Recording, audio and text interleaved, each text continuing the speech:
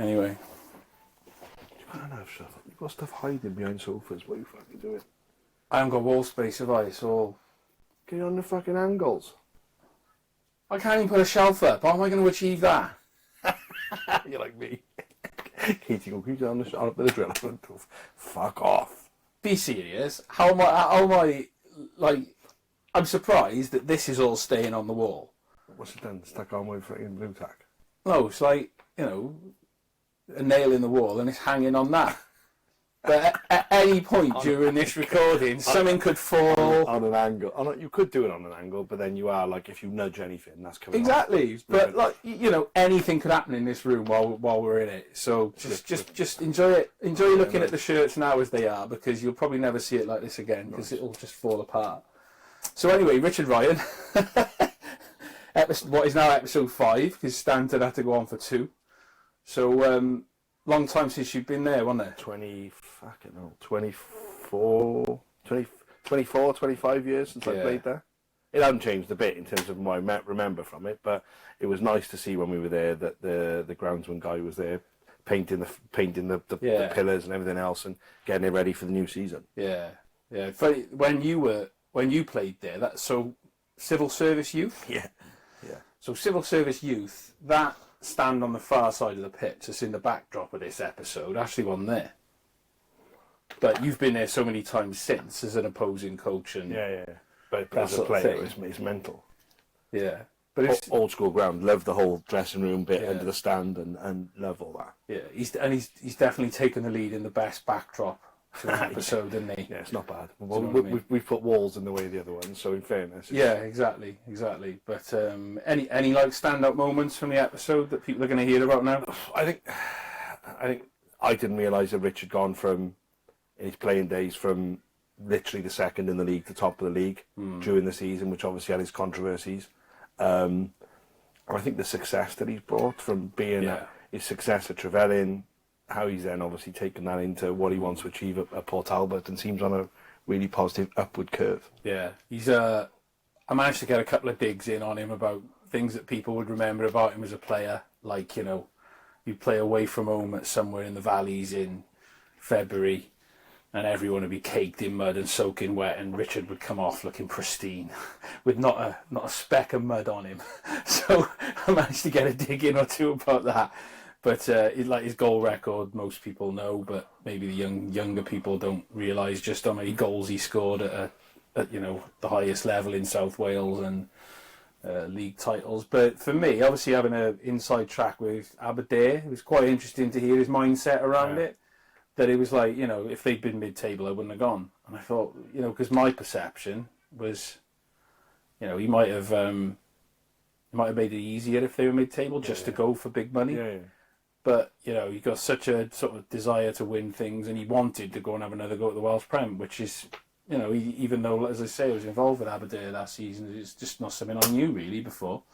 So learnt something new. Yeah, that was an interesting one in knowing and the mindset of going from second in the league to top of the league while the battle was still going on. Yeah, we tackled the myth that Chris Summers can't play with Richard Ryan. Can't play together. That's a good one. So we won't give any details about that, but we take that one on. Does Gary Taylor get a mention again? Yeah, he does. He does, doesn't he? He's famous, Gary. I think we should start charging Gary for how often he gets mentioned. Yeah, he's getting too much publicity off us, isn't he? But he has agreed to come on later in Series 1, so he's going to get the right of reply on all these people having pot shots. Although Richie hasn't had a pot shot. Richie just mentioned it. But yeah, a lot to look forward to in this episode, and I think it's something a bit different. And then just moving forward, next few episodes. You know, episode 6 is probably a little bit deeper and more, you know, more to think about, and goes into someone's really interesting, very different journey to what we've spoken about so far.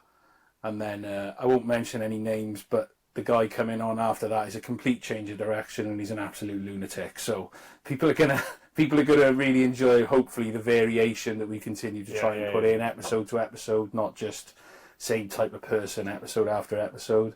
But I guess we want to thank people. There's been. I think the responses from a lot of people, whether it's been, you know, a lot of people that I've never met saying how much they enjoy listening to what we're doing. It's refreshing and keeping it current and keeping it local rather than the whole, everyone can read what they want about the national stuff. But a lot of domestic close football to us is there's all sorts of people, and there's a lot of piss takes and jokes and stuff with a lot of it. But yeah. And all levels, by the way. So if people have got suggestions of, people they think would be good to listen to on the podcast, like I said, we'll release his name in a few weeks' time of someone we got coming up in a couple of episodes' time who's a complete loon. Maybe the funniest guy I've ever shared a dressing room with. But if people have got examples of some people who've got an interesting story to tell, no matter how it is, reach out, because it's not exclusively just, us talking to people we already know. It'd be great to meet some people we've never met before. That'd be great. Well, and I think the one that came into the conversation last night. Well, which one? Mr. Trundle. There's a big desire to have you on board for this. So we've had a few DMs, but we're not going to pester him. He gets, I'm sure he gets a lot of requests like that. But he comes into the conversation. But so thanks for everyone for following. Hopefully you're going to enjoy today's episode.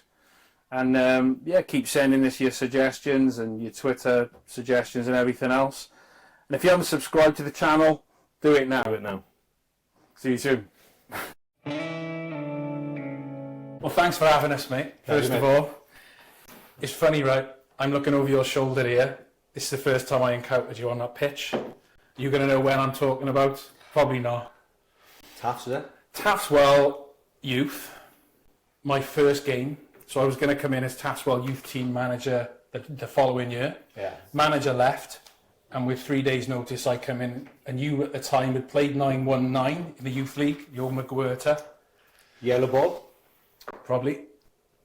You shoved one in the top corner down that end from 25 yards, first half. And then the second half, you scored one out here. You went past about 3 players. Probably the only time in your life you ever did that one. But went past 3 players, stuck it in the corner there. Salty. We lost 2-1. And I thought, oh, that's the level, is it? And I think you went on to win it. I remember that. Maybe lost one game, maybe. Goal. Remember the first goal, yeah. Sort of from that sort of area. Yeah. Yeah. A good 25 yards. It might have been more than that, but I don't want to big you up too much too early. Do you know what I mean? More 30, I reckon. Yeah. So I always kind of had my eye on you after that, because it was like I was thinking, shit, is that the level? Like, or obviously you were top scorer at that level, and it went on from there. Was this where you were as a kid, or was this where you became as a youngster? As a Baglan boy. Yeah, as a Baglan was my local team. I don't think you started playing then until you were like fucking 8 or 9. Right. So that sounds about right. Yeah, probably under 10s, 11-side football. Yeah, and it mattered because you get him in at 2-3. It's great. Especially you. You couldn't wait, could you? Yeah, exactly. So as soon as he turns 2, he's in. But as Baglan boy, I remember playing Baglan until I was about 14. Right. So 3 or 4 years, or 4 or 5 years. And then I always remember I made a decision to sort of make a move myself. Giants grade with sort of the team and with all the players. Okay. At that age, under 14s. Steve Platt was a manager. I've ever come across him.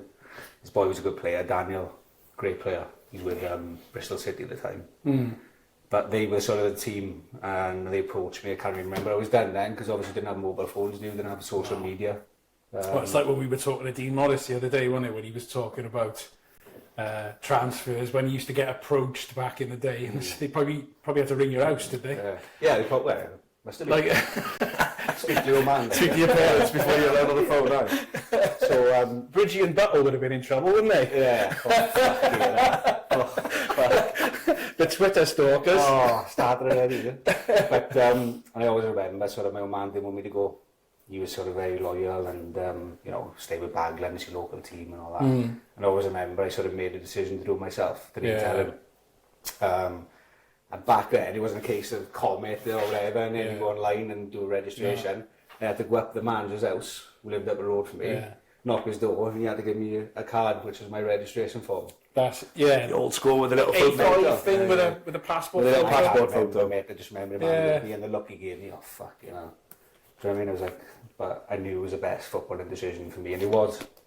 We had a couple of years. I remember myself. I had to pluck. Remember, I might have been the same age as you. I had to pluck up the courage to ask this guy I loved from Lanrumney, who coached me for years, can I have my card? Like that, like little socially awkward 14-year-old. It takes balls, doesn't it? Only think. I felt terrible. Like, you don't mind when you do it. It takes balls, but it was the best decision. We played great football over there. We had some top players. And the thing then, when we got to 16, what clubs would do, like Andrew Edwards as chairman here, and he would look for the best 16s team to bring in as next year's youth team. That was basically the system at Taftswell, to be fair. Which, is genius, isn't it? That's what every club should be doing. If you haven't got a youth team already and you haven't got a 16s at the club. That's right, That's what you should be. So that's how you ended up here, was it? All junior team? Yeah, we ended up, we all came over. I think it was 1 or 2 extra ones, There was also some trials back then, the open trial in the summer. We just came over as a one. And obviously did really well. Was it 2 or 3 years then? I think we only had 2 years then. And then we were like 19s, was there? Like 16s, no, when I did it, it was 18s, And ironically, I think it was the year after you finished, you would have gone to 19s. Yeah, so we had 2 good years. I think in the second year we played Cardiff City up here in pre-season. We beat them 4-1. I think I scored 3 or 4 of them. And obviously that's when I sort of attracted a bit of attention then from the pro clubs. Obviously they were 1, and then I went on trial up in Leicester. I was 17, 18, I think. Yeah. So, I played, I got up for a week. They put you up for a week and all that, local. So back then, it wasn't like a hotel or whatever. It was, they put you with an actual family. In digs. Digs, The old school. Oh, yeah. Just staying with Mr. Geddes or something, I think it was. And I always remember we had a game on the Sunday with Talbot, Pontardawe away. And I fucking played, didn't I?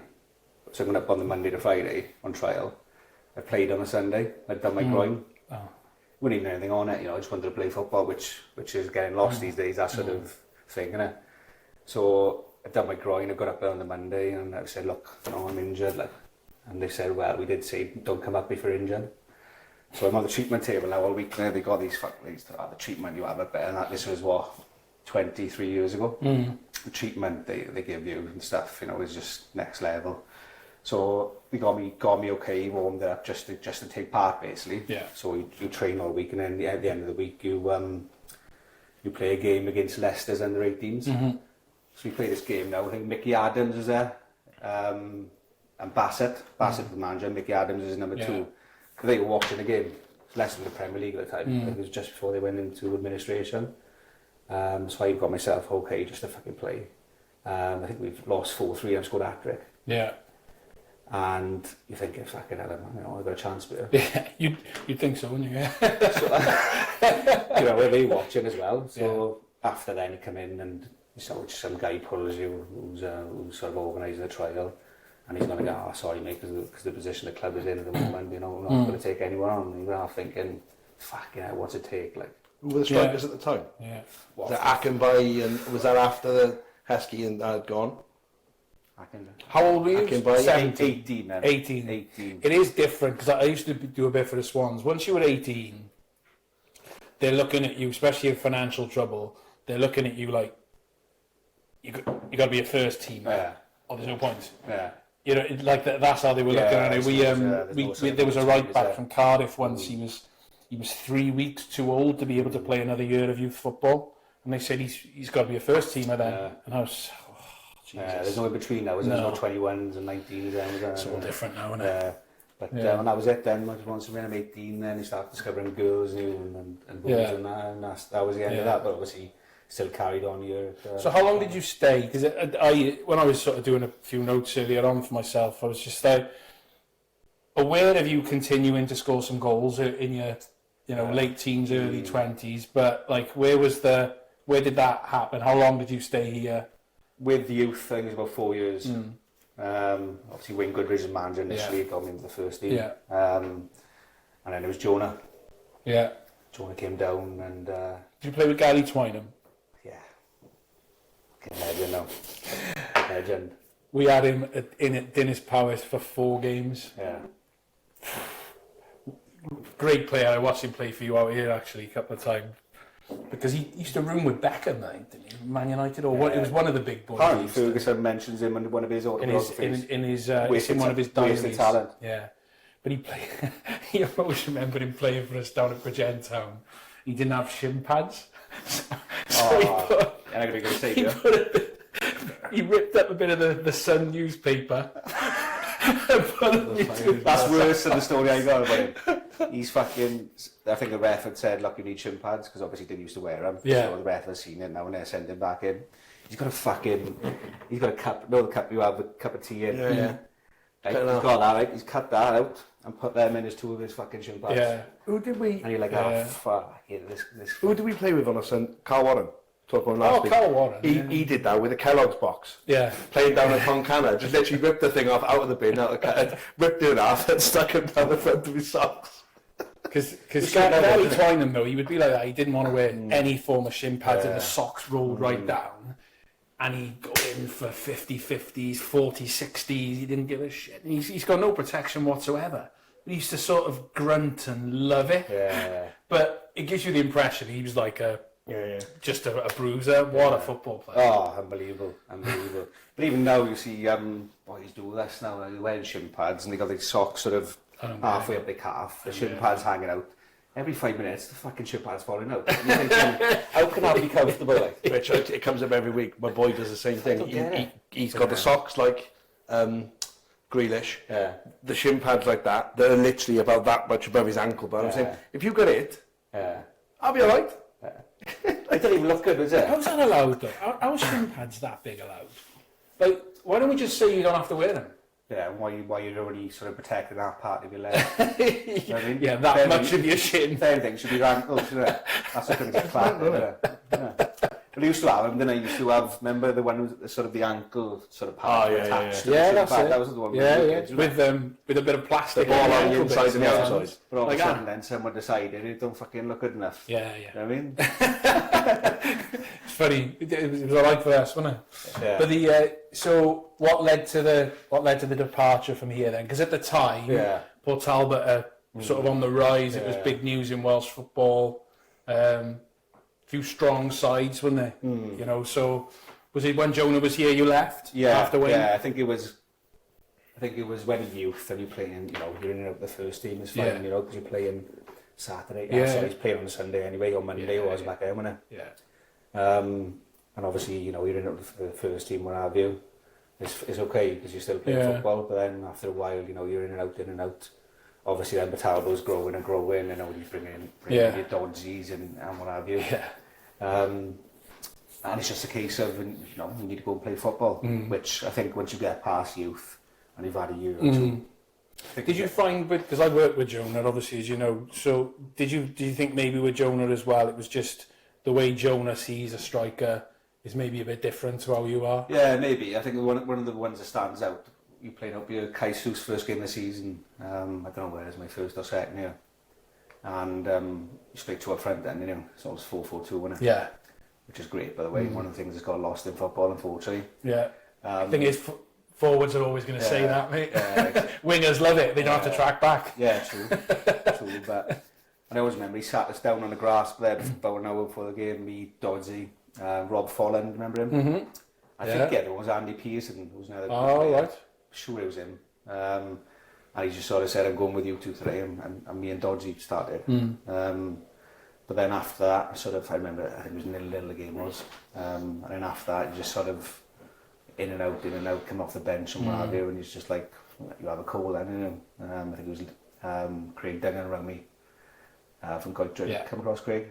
Oh yeah. Well, Craig was manager when I first started coaching senior football. Dennis Powers. But yeah, and then obviously you ended up at Lido then after a while after. That's right, yeah. But Dennis is great. He's another Badland boy now, and he was old school, you know, like as most managers were then, you know, and that's where you learn your trade, like really. And he used to store straight to me on the phone. I remember the call now. And he was just like, you know, you come in, you play every week, you score goals. I haven't got any money for you. It's 30 quid we pay, 30 quid a man. And I was just like, yeah, you know, I want to see what I play. Do you think it's harder when you come out of a youth team? It's always easier to drop you because you're the youngster that's come from the youth team rather than someone that's played 50 league games, or they've come from from another Welsh Prem club and they might be on a bit of money and 100%.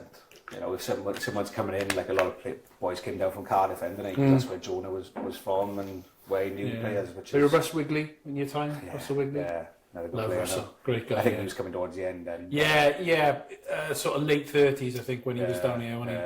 Good player. A great guy as well. I think Wayne bought him in mind. Probably because he did a couple of years as captain, didn't he? Yeah, he did. Yeah, great player. But yeah, you know, you just want to go and play. So, so you've gone over. So you're probably 21ish, are you? 20, 21ish? 21, yeah. And then it's the start of the relationship with Goytre then. Yeah, mate. We can't remember. Because what's your Twitter bio? 6 Welsh League titles, 388 goals. Look that up, did you? No, I had a look on your Twitter today. Yeah. So that was obviously not all of them were at Goytre, but you know that's where I think people that were around at the time would associate you with, because obviously you've played for a few of the sort of big clubs in the area and won the league with Aberystwyth. But you know, well, what was it like first of all when you got there? Was that like a breath of fresh air? I'm playing every week. I know I'm playing. Yeah. Do you know what? Actually, now thinking about it, I got it wrong. I think I went to Ton first. Did you? Yeah, briefly. Because I was in uni when I Swansea uni, and we played against Ton and friendly at Kev Richards signed me after it. Yeah, if you went to play for Duggan at Goytre, it must have been Tom first. Yeah. It must have been. Yeah, I think it was my long-term memory shit. Yeah. But yeah, because Doug signed me from Ton because I scored against them. Yeah. So we played them on a Wednesday night, I think it was. We drawn 1-0, I scored for Ton against Goytre. And that's when Doug had rang me and said, you know, it was 30 quid every week. Yeah. And it was closer to home, obviously. Yeah. And I was at, I don't remember how long it took us to win the league. Might have been the second year, was it? Probably, because there was, I think the season you're talking about when you went there, I think they had a rotten start, if I remember rightly, and then a decent run towards the end. Yeah. But it just wasn't enough. But I always remember that game for Ton against Goytre. And just the way they played, it was just 4-4-2. Proper wingers, 2 proper strikers, you know what I mean? Dogs in midfield, 2 proper centre-halves. And full backs up and down. Do you know what I mean? Just, I remember thinking, I like that. Yeah. Do you know what I mean? Yeah. And I always remember. Why do you like all these runners around you? Is it because you never did? Like, Shin was the best at Goytre. Darren Lyons, remember him? Remember him well, yeah. He used to do all my fucking running for me, but. Who's your best strike partner? Would you? Because he used to be at the back and then he went front. We started midfield. So they signed him in midfield from Garu, and then he went up front, played with me, and then he ended up in centre half, and so he played everywhere. Would he have been your best partner in the days of 2 up front then, or do you know your partner as a partnership that used to scare me and my managers and everyone? The one was when you and Jeffers played together. I was just going to say no. That year, we won the double. Scored 54, and he probably made 30 of them. Because he was everywhere, wasn't he? Yeah. But also could score, could assist himself. Class player. That was quite a scary prospect. That one. Yeah. And obviously Chrissy Summers. Yeah. It's funny. Dean said, didn't he? He said, "Oh, Richie and Chris Summers didn't really click as a pair," and you think, well, you won the league. You won the league with Aberystwyth, and then the following league you won together at Goytre. You did all right. The best one with Dino. He's fucking. I never used to fear going down Goytre. Oh, you got a friend. Lost 4-2. He scored twice though. I can't believe you. I scored twice. So yeah. Can't believe you bit on that, Rich. He's thrown a little hook for you there, hasn't he? Yeah. Nibbled on it. But Summers a class. I played a big role in actually bringing him to Goytre then the year after.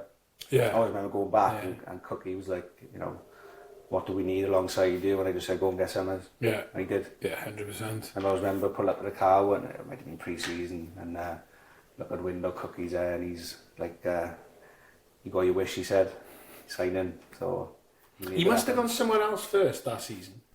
Because he was cup tied. Was it halfway through the year then, was it? I think it might have been one of the ones where he'd maybe gone back to Pontypridd and then early but it was too late and he was cup tied, I think, maybe. Because the League Cup used to be really early, didn't it? Yeah, First round or whatever. Yeah. But yeah, it's funny that one, innit? Didn't really click. I know. 2 straight Welsh Leagues at 2 clubs. 60 goals a season between us. So was it a big long stint at Goytre for a while, and then there was the Aberystwyth move, which is now Aberdare, and then back, or did you have? Aberystwyth was in between. So after we won the first title with Goytre, we went up there in pre-season. Got picked up. Again, I think we won 4-1, scored a hat-trick. Dai Burrows was playing towards the end of his career. Yeah. So he played centre-half, marking me. And then they'd lost their manager, and they offered him the job. Right. And he's from Neath. So he was driving up there. Yeah, there we are, there's your lift. Yeah, there's a lift. So, did that, I don't know if it was full season or 3/4 of the season, whatever it may be. But it's tough minding, the training on a Wednesday, and fuck. It's coming home probably rather than getting gets to you, like, it's, There was a couple of times because I used to work, when I first came into senior football as a coach, I used to work with Nicky Tucker. And there was a couple of times where he came down here as manager. There was never talk when he was at Llanelli, but when he was here as manager, and when he went over the bridge to Bridgend Town, and he was, come with me, and it was exactly that. It wasn't that like I didn't want to do it, and I certainly always loved working with Tux. I just didn't want to be 4 hours on the road. You know, that was the thing for me. I just didn't want it. You've been away from football for 6 weeks, whatever. Yeah, you do it. Do you know what I mean? You think it's the summer, bright nights and all that. I don't know, when it gets to the winter months and you start losing and what have you. It's tough. It's tough. It's tough. I mean, Welsh Prem now. Yeah. You know, there's not so much travelling now, is there? Because there's more teams down here. But commitment, no? Massive commitment. Huge. And it's obviously the Welsh Prem is going back 16 teams next year now. Yeah, crazy. But I don't agree with it, to be honest with you. I'm a bit of a traditionalist like that. I mean, I think it should be at least 16 teams in the league. And this one where they finish in January. Cut it in half. Fuck yeah. That's not football. Yeah, I don't like the split. It's not football, is it? Came from rugby, I think, originally, that, didn't it? Scotland do it as well, doesn't it? Sort of American and like sort of playoff thing and Yeah. No, it's not for me. The funny that 12 team thing, you just triggered something in my mind. So I'm coaching with Pencoed now.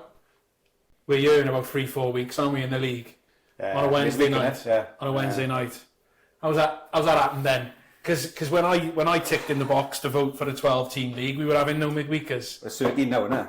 13-team league now, isn't it? Yeah, I know, but come on. So it's almost if two midweekers at the start of the season. Just for an extra team. Hang on a minute. It's only 2 years since the vote. What's going on here?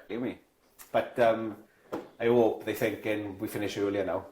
You know, slamming games in and all that. The thing is, though, you had 2 massive cut runs that you won last year, so your season did go on a bit. We were finished early April, like. Were you? Yeah. Yeah, but I think we played Caerphilly on May the 14th, I think it was. And their last game was 3.5 weeks before that. Yeah. So they were waiting to sort of... But that's a fast. I'm sure they didn't mind, they'd been fucking promoted. But I think they should finish the end of April, don't they? Like I said, don't really feel like we've had a break. No. No. We'd have 5.5 weeks we had. Without teams in 3-4 weeks before us. It's always the teams though. It's always the same teams that got big backlogs. So successful teams will have cup games. I get that. But do you know what's always sort of mystified me a little bit is like in our league now, Abervalley. Always the same. They're always going for it in all the cups, and the drainage isn't the best at their ground, so they're going to have games off. And at the end of the season, they're scrambling to try and get these games played. And it's Tuesday, Thursday, Saturday. It's just unsustainable. The thing is, they've had some good sides over the years for this level of football, and you're thinking, if you just could have played Saturday, you might have got promoted. I think reading between the lines, they fight in a bit of a battle, and they with Caerphilly Council. Yeah, I think so. Because they want to do all this work and they want to let them. So, they were good last year, mind. They came down here and beat us. Granted, it was the Wednesday after the cup final, but and we had a tough game up there, as it always is, you know. So there's no easy game against them, is there ever? No such thing as there. But I love them. I think they're cracking. Yeah. I wouldn't say I enjoy going there because it's even if they haven't got a good side, it's not going to be a thrashing. Yeah, for me, it's what the Welsh League's all about, don't it? Like my playing days, I remember going to Ton and all the Yeah. valley teams and all that. That's the thing, see, I what just think remember. if they could get the ground in that town, that they'd get a hell of a following, that club, if they were in the Welsh League. So obviously Caerphilly moved out to Caerphilly now, and they played us from Mynach. Yeah. Good team, man. Yeah. Them on Airport, I'd be amazed if them two ran top 6 at least in the Ardal. Yeah, Caerphilly made some good Different sides, signings as well. Yeah, Greaves, he's gone early from Ely, but I was impressed with them till last year. You know, I thought Airport were maybe the best team I've seen since I've been involved with the Alliance. Yeah. Maybe Corrie's a couple of years before, but yeah. Yeah, they're good. So, like, going back to the playing days, you're banging the goals in, the titles are rolling in year after year. People would have associated you by this point that, you know, Mr. Goytre, along with a few of the other boys you were obviously playing with for years down there. Bit like Dean with Tom Pentra, even though he's been elsewhere, they associate him with Tom Pentra. And then it's you and Aberraman vying for the title. And at Christmas time, I always remember the headline, the goal machine arrives in the Cynnan Valley. That was the thing in the Aberdare Observer or whatever it's called up there. So obviously Chris was out fairly long term with a dislocated elbow. But how does that happen? Because obviously I wasn't in the room when the conversations happened. I remember having a conversation with you early doors and you were like, I don't think so. How does Di Morgan get the top goal scorer in Welsh League football to leave the only team that can stop him winning the league and go up there and leave all his mates? How on earth does he sell that? Because he could sell sand to the Arabs, like Nicky Tucker. What does he say to you? To be honest, right, I think we were top, weren't we? Just about 2 points in there, was it? Yeah, Goytre would have been top. Goytre top. We would have been Abraham at the second, time. Yeah, second. Second, 2 points in there, I think it was. Yeah, and not really another challenger. That I think year. I was on 23, 24 goals by Christmas. She's rang me in between Christmas and New Year. Yeah. I remember being with my mother's house. I was back with my mother, and I just come back out of a big party, you and my mates living in a townhouse in Swansea. Vulnerable time. Yeah, skint. And we top of the league. Rings me straight away, businessman, like, you know, proper hook. Sold it straight away. Yeah. Obviously the money he offered me was unreal then. I would say the figure, but top end Cymru South players now were probably getting it. Yeah. And a nice little sign on fee as well. Yeah. But if they had been mid-table, I'm not going. Yeah. No chance. Yeah. So that made it easier for you, did it? Because I wondered whether that would make it harder. No, definitely not. I mean, the fact that, you know, we want to win the league, You'd be we're going to go Welsh Prem next year. But that was the hope. That was a travesty. Travesty for the sake of a fortnight of the floodlights being fitted. 100%. That was, and when you see what's happened to the club, I know it's been a slow drop since then. It's not like they just collapsed. But when you see what happened to it, football-wise, it's just a travesty that for the sake of 2 weeks. No, unbelievable. And to be fair to the club could have put the floodlights in 2 weeks earlier, but the season was still going on. Yeah, exactly. And then Nowadays, we would have switched it to another ground. Yeah. But I wasn't allowed back then. And they would have been installed. But I remember him. So you fancied that, did you? You fancied winning the league and giving the Welsh Prem a crack again in your prime? Yeah, and obviously the offer helped as well. Yeah. Oh, yeah, of course, yeah. But I always remember him saying X amount, and me going, when I'm more now, and him saying, bear with me, I'll come back to you 10 minutes. He wasn't speaking to anyone. He was making a decision, you know, about the money. Straight back on, yeah, we'll do that. And I was that. I mean, Goytre tried to keep me, but he couldn't get anywhere near it, to be honest with you. But, was that hard to leave the lads? Yeah, it was. Of course it was, yeah. For their rivals? How did they take that? How did they take the fact that you were leaving for their rivals? So it wasn't like you were going to Bridgend Town, who used to chuck the bucks around back then, but they'd finish sixth. Yeah.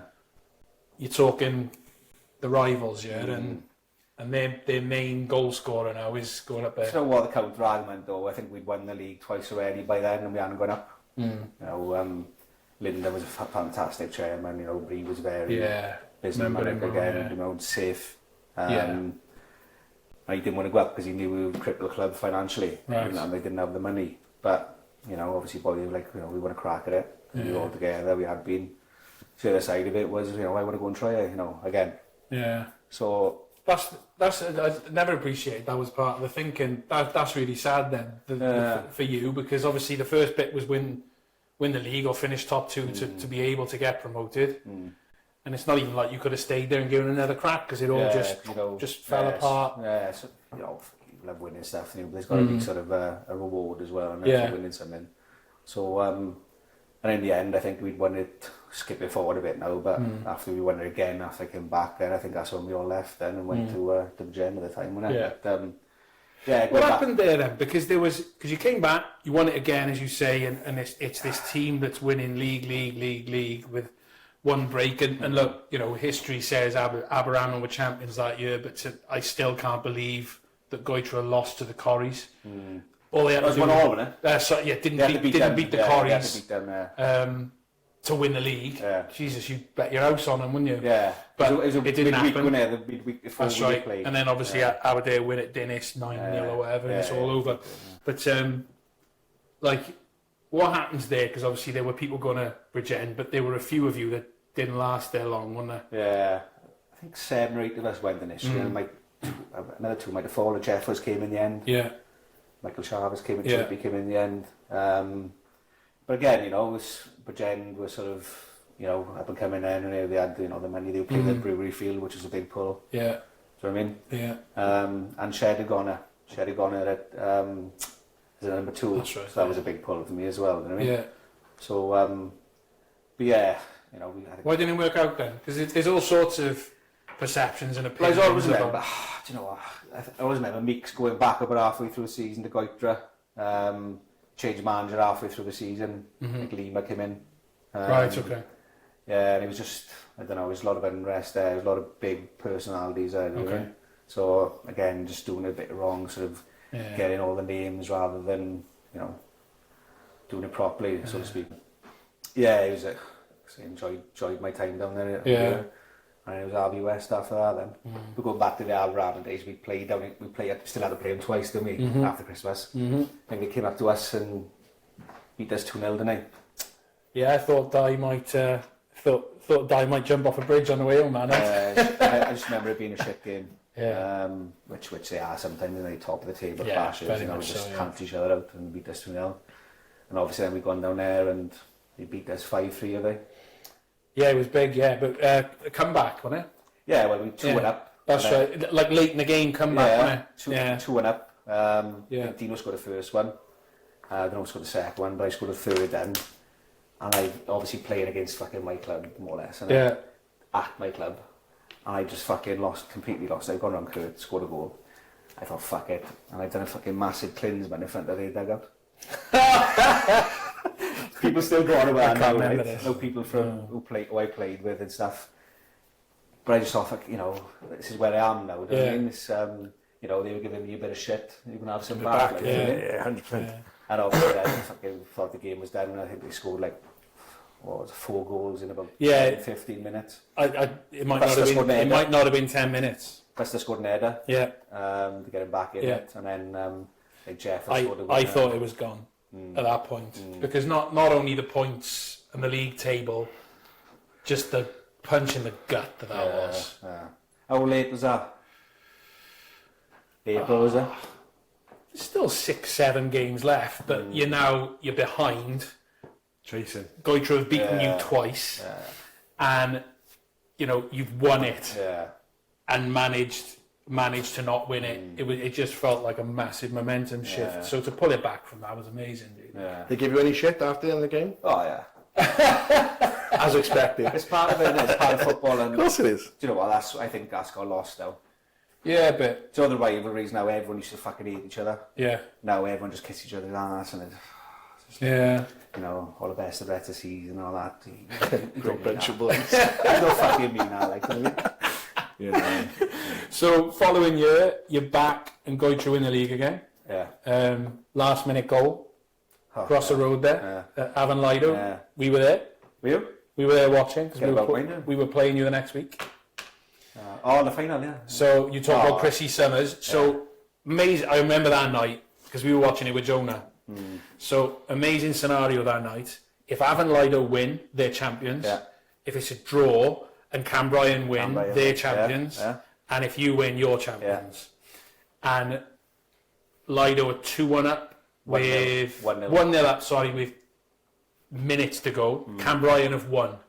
So at this point, Goytre are third. Equaliser 91st, 92nd minute. And then the winner, correct me if I'm getting my goals the wrong way around here. You talk about Chrissy Summers. Little flick on, near post, you at the far post, and Bedlam. Yeah. Like 94th, 95th minute, last game of the season, away at the Lido, win the league. You can't play the girl though. So within 5 minutes, the last 5 minutes of the season, 3 different teams won the league. Basically. That's right, yeah. Mental scenario. Yeah. I always remember you and Cambrian boys were fucking devastated. Well, like as you're going to be. Yeah. And Lido as well, but how often you get that sort of scenario, innit? No. It's in your own hands, isn't it? No. Obviously different levels, but they must have felt how, like, the likes of Rooney and that felt when Aguero scored that last minute one. Because again, it's the 2 late goals, isn't it? That's the thing. That's what you want sometimes. I mean, not as a manager, because you're pulling your hair out, but like Liverpool winning last year so early. Yeah. It takes a shine of it, doesn't it? It does a little bit. It's like it's an anti-climax, isn't it? We actually celebrated your goal that night. Yeah. We just thought it might take a bit off you for the following week. And it fucking did. Yeah, well, it would, wouldn't it? Because when you've won the league away at your local rivals in the last minute, frankly, for you, the League Cup is not really the same, is it? No, do you know what I mean? No. Whereas if you'd lost out on the last day, well, you want to get something out of the season now, don't you? I always remember, without taking anything away from you boys, I always remember thinking, this is a week too far, like. We were saying when we met your mate Matthew Stanton down here last week, I made reference to it. I just watched you boys arrive that night, and I just thought something in this. Yeah. But I always remember Buster, who's a player I had a lot of respect for, because I just thought he was a warrior out there. And he just wandered in a pair of rugby shorts and a vest and flip flops, and he looked like he was on his way to the airport. Now he's a warrior, isn't he? Do you know what I mean? I just thought, and that's not to say he didn't have a decent game that night. He did, but like, I don't know. There was just something about it that I just thought. I think. Yeah, he did. No. Jody Jenkins scored early. Then Jody Jenkins scored, cracking finish from the edge of the box. Then did you score? Yeah, I scored. Yeah, Richie scored. Volley. Frenchie gave you the ball, didn't he? From a corner. I think Frenchie passed you the ball because before he passed it to you, he punched it. But like you say, half volley. Yeah, Pez scored to us. Second half. Richard Perry, 25-yard volley in the top corner, but no one remembers that goal. Half volley. No one remembers Richard Perry. I do. That's one of the things I do remember, because it comes with a bit of a story. Is it 25 yards or was it further than that? No, we're talking about the second goal. Oh, right, okay. So Richard Perry scored a volley in the cup final against the champions from 25 yards in the top corner past what I consider to be a top goalkeeper in Kurt, right? And no one talks about it. No, I can't remember that. Because the third goal is from the halfway line.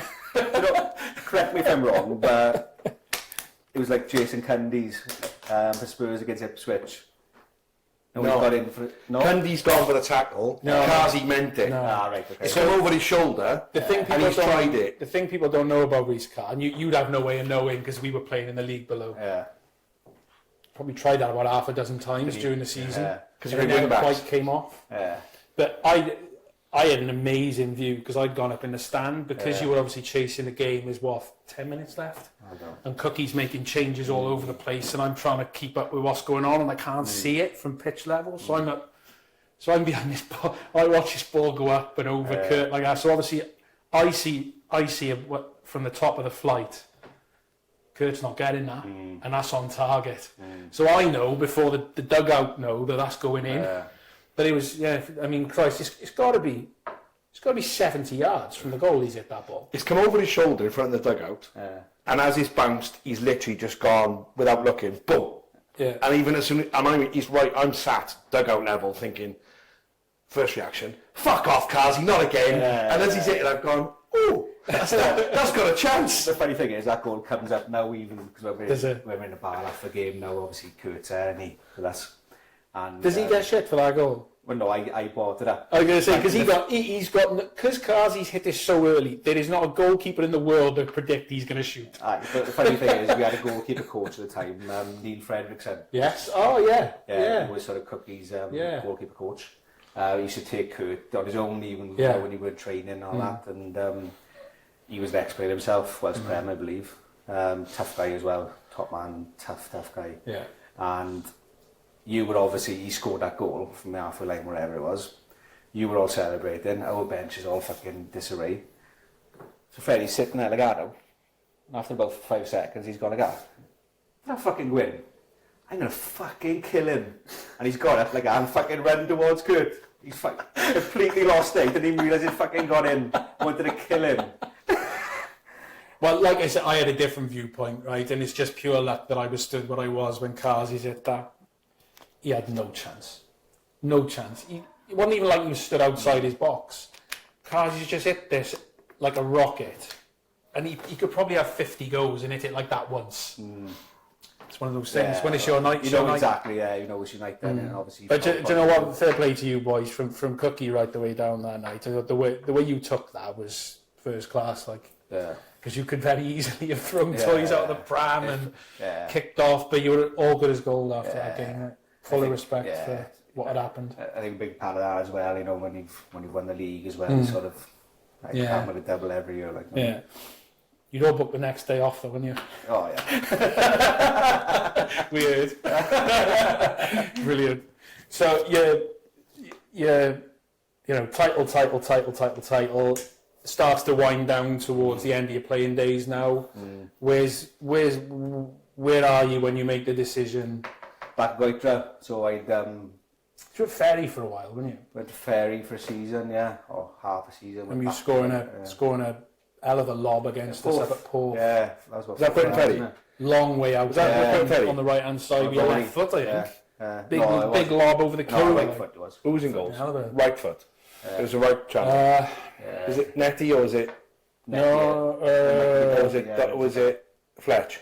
No, it would have been Netty because Because- the season we should have gone up. It was the conversation I come in with, which I had with them all the time about saying, he'll shoot early, he'll shoot early, he'll shoot early, make sure you're ready, you shoot early, shot early, goal, for fuck's sake.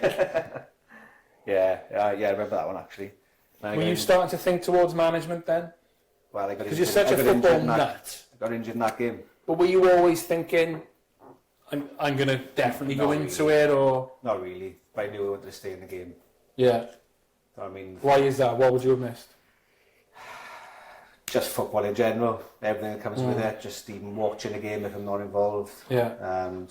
Try to affect the game if I can. Yeah. Being around the boys as well.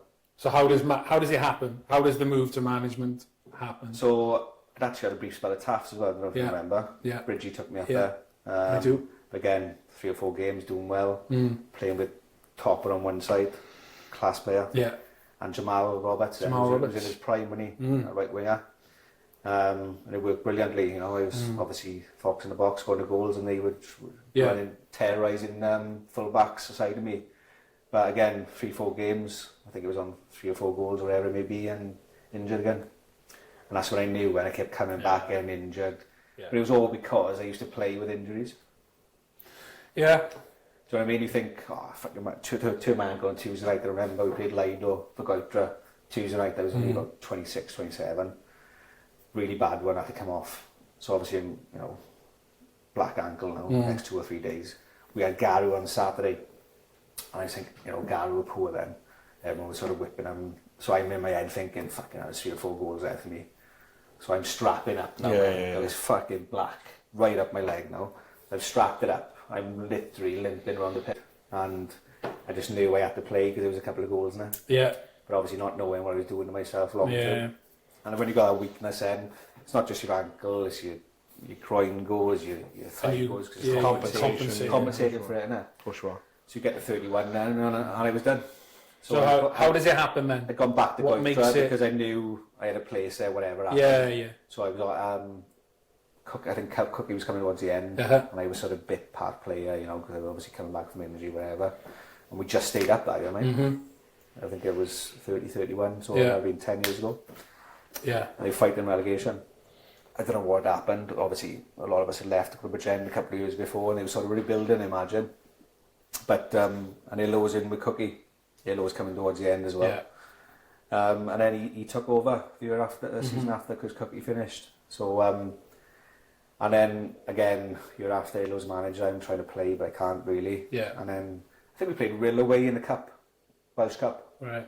And Illo had just sort of asked me halfway through the game to stand, come here a minute, what do you think?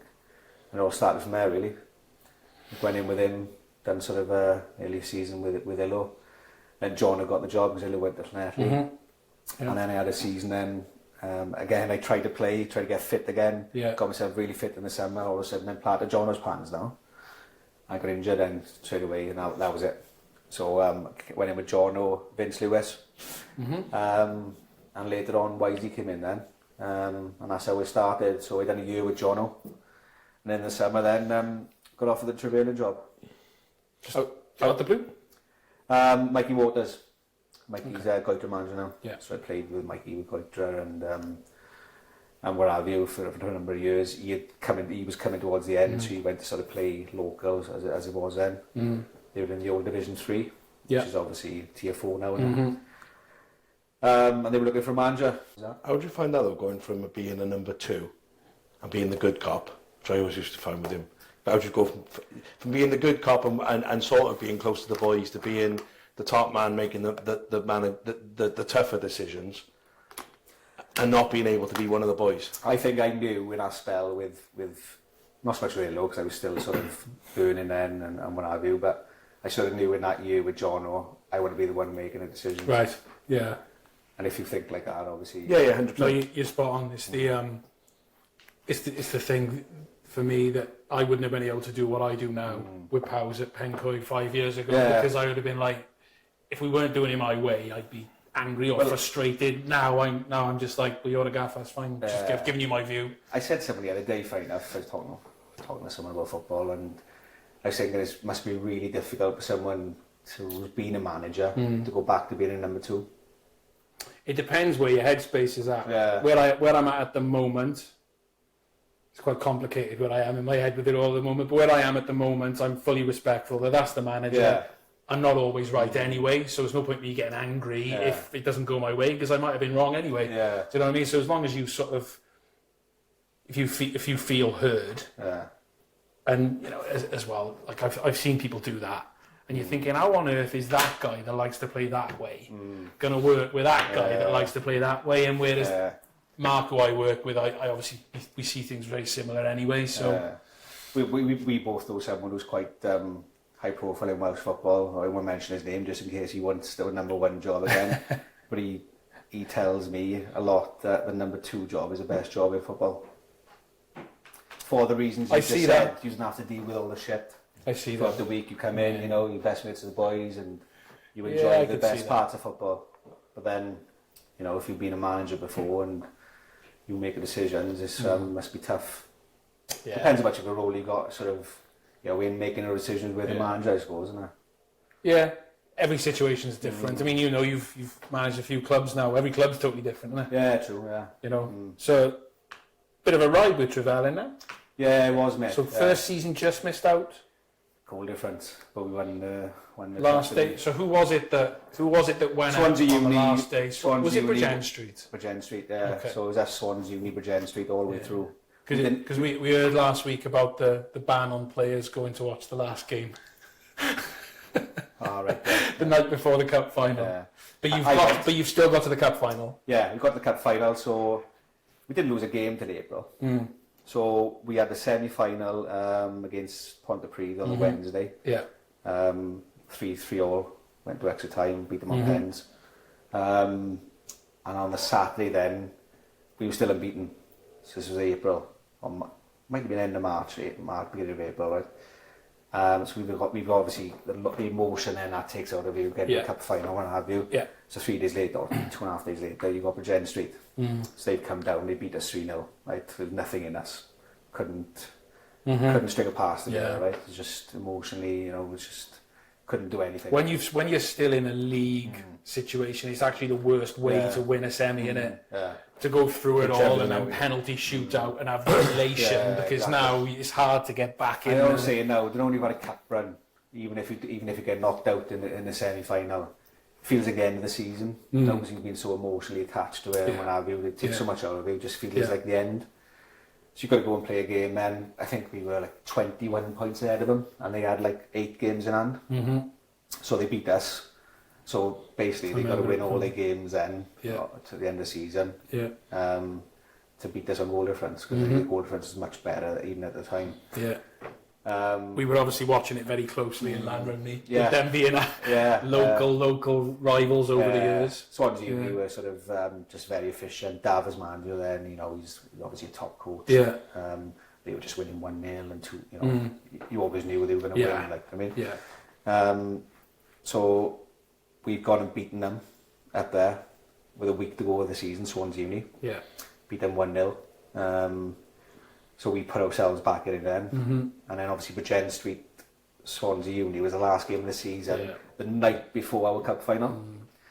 So you can imagine the emotions then, you're in a cup final, you're playing Athletic, we're top of the first division. I think they won the championship. They won the Welsh League. Which is obviously the Cymru South now.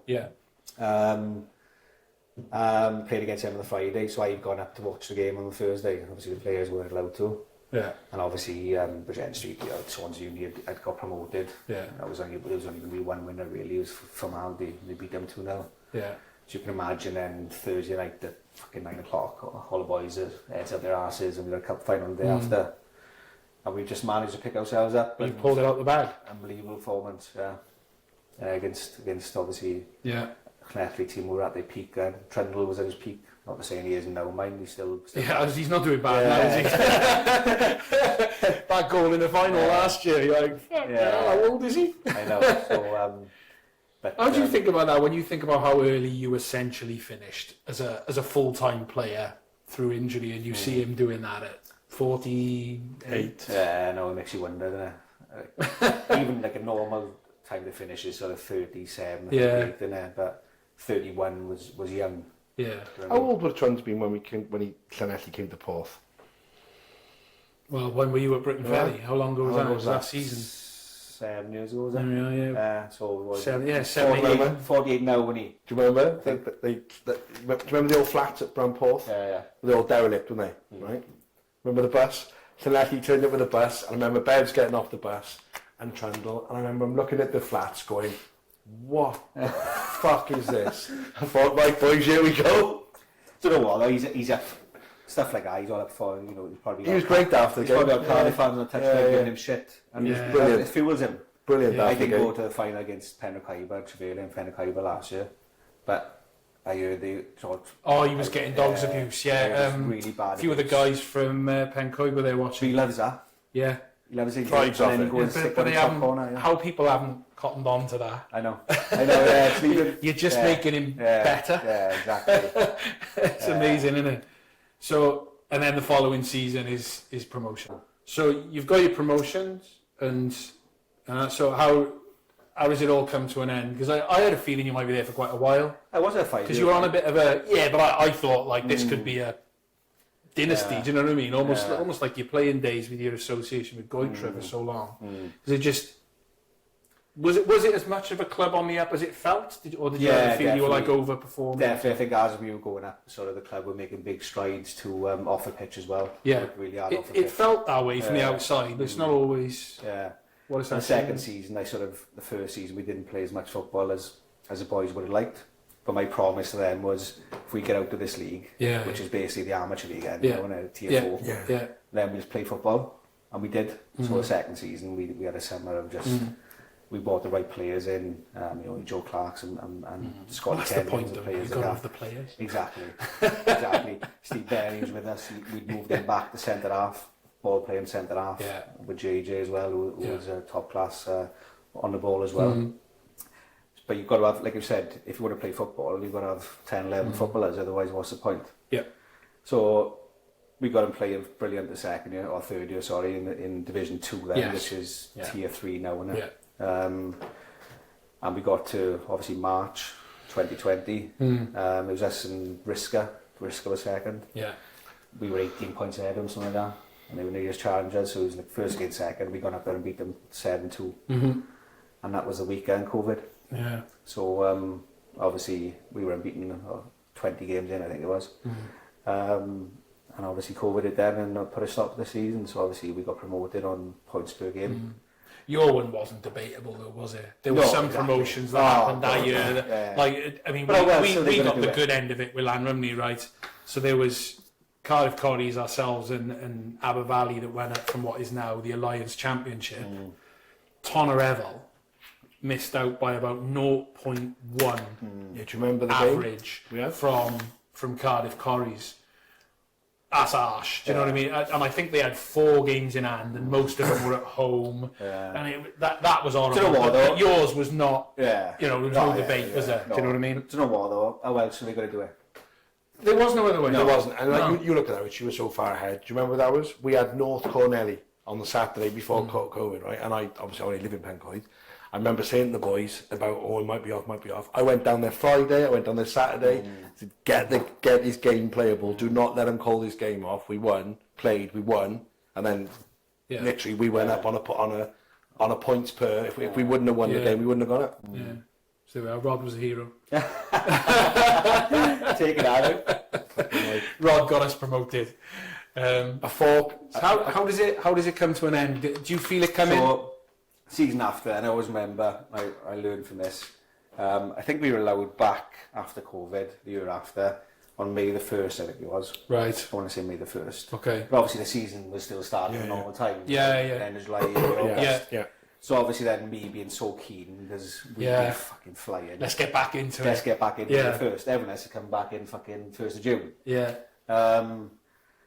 And we'd lost Steve Berry, who was a big part of the way we played.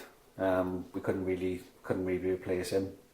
And like, it was just sort of that feeling by the time the season started, because we'd been back in so long and it was a bit of a drag. Do you know what I mean? I think that just carried on then for the season. We started flying. We played on here actually when Talbot was struggling. We did 4-0 first game. Beat Andy then 4-2 at home.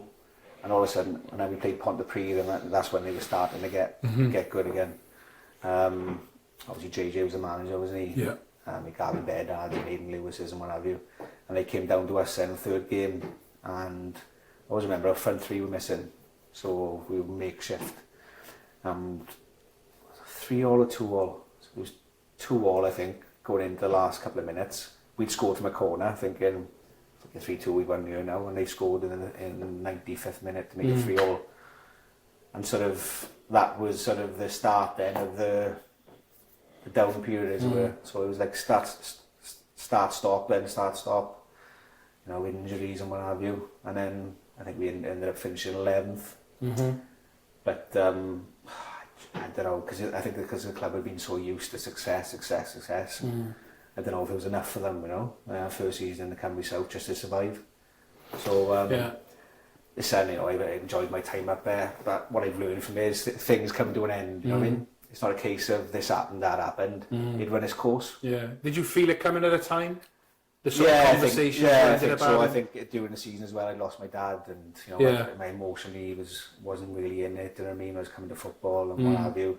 So it was a mixture of things. You know what I mean? But it just came to an end. I think 5 years as a manager is pretty good. I agree. Do you know what I mean? Yeah, I'm the same with my jobs. Obviously working in golf clubs that are not dissimilar to football clubs sometimes in their nature. Who do you know who's managing the Welsh League longer than 5 years at one club? I could probably have, I could name some, but you came up through the leagues, so I do think it's a little bit different. You're more likely to stay a little bit longer, win. Do you know what I mean? Then you find a certain level. But you're right enough. There wouldn't be many nowadays, would there? That would be somewhere. No, for one reason or another. You know, either people jump or they pushed. So it's it ran its course. But you know, it was obviously a great time. So what were you thinking then? Were you thinking I want to break, or were you busting for it? Or? Bit of both, innit? Bit of both. I think initially you want to get back in straight away, and then you sort of want a bit of a break, going to watch games, taking in more football, how do you want to play and what you want to do.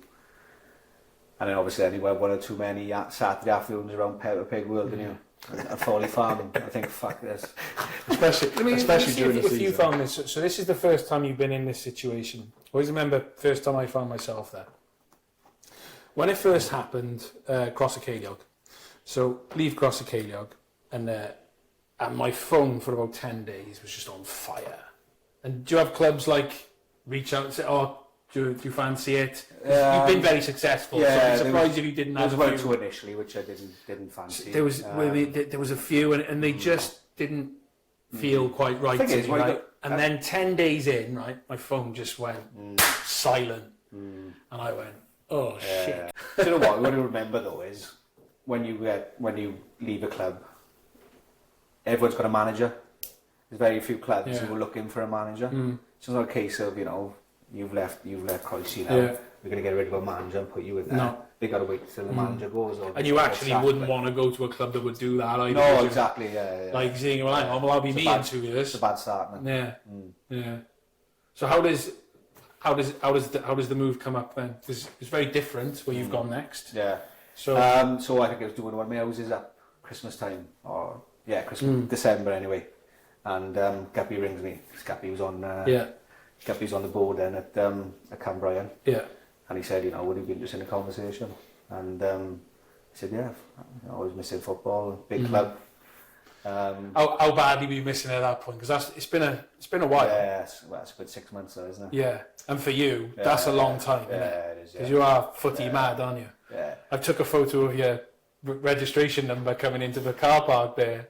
R9 FCB, like FC Barcelona, isn't it? It's got to be. It's football, mate. It's like just footy mad, isn't it? It's footy mad, mate. It's like people be watching the darts and the golf and all that. I'm just watching football. Yeah. Whether it's on telly or going to watch a game local, it's all I'm interested in. I mean. So how did you find it up there? Enjoyed my time up there. Do you know what? Yeah. Out do comfort zone. Different club as well, different type of club with all the big club, academy. Different environment, different culture, different group of boys. In the Rhondda, it's a giant, isn't it? It's massive. Because obviously we were at Port down the road, and you're just living off the scraps that Cambrian don't want in that area. If you want locals. Yeah. And it's it's learned a lot. Like I said, a year or so out of my comfort zone, and enjoy my time up there. But after that time, you're thinking, not the right man for the job. Not the right Was it hard up there as a non-Rhondda person? I'm just going to say, I found it hard. There. Even though we had a bit of success, I found it hard as a non-Rhondda person. We're leaving there, and I'll say it now, the manager of that club's got to be from Rhondda. 100%. 100%. It feels that way. Yeah. Tom Pentra feels the same. Yeah. I think all the players should be from there as well. Do you know what I mean? Yeah, I'm a bit of a... Yeah. What you find about the Rhondda is when a team from a Rhondda plays, the rest of the Rhondda gets behind them. Right, I see what you mean. Down here, it's the opposite, you know what I mean? Yeah. Complete opposite. And we played, obviously, Penygrig in the final, didn't we? Yeah. And you could tell all the Rhondda was behind them, they bought 3 or 4 buses down, some connected to the club, some not connected to the club. Yeah. But you could tell even on social media, boys just were from Rhondda who played for Cambria, Navi West, Penapont, what have you, they're all behind Penygrig. But down here, fucking everyone was watching from Talbot, who isn't a Talbot fan, wants us to fucking lose. Cardiff's like that. Completely different. Cardiff's like different. Because people, I'm not saying it's wrong, but people look at me gone off in Land Rugby when I tell them I want Bridgend Street to do well. They look at me like I got 2 heads. Yeah. We know them all. They're all sound. Why wouldn't you want them to do well? And they've worked hard to get what they've got, and you're thinking, why would you? It's a strange one. Just different, like I said, different cultures, different environments. Yeah. It's just the way it is. There's a lot of, it's always been a rivalry with the teams in the Talbot. So this place now, it's obviously been on one of those slides we mentioned earlier on for a long time. How do they persuade you to come in and that you're going to be the man to be honest with you, to turn it around? It was a bit of both. I started coming to watch a few games down here when they were on the slide. Just thinking, I think I was at the point where I wouldn't get back into football now if it didn't mean something, purpose. And obviously, playing down here when I was younger.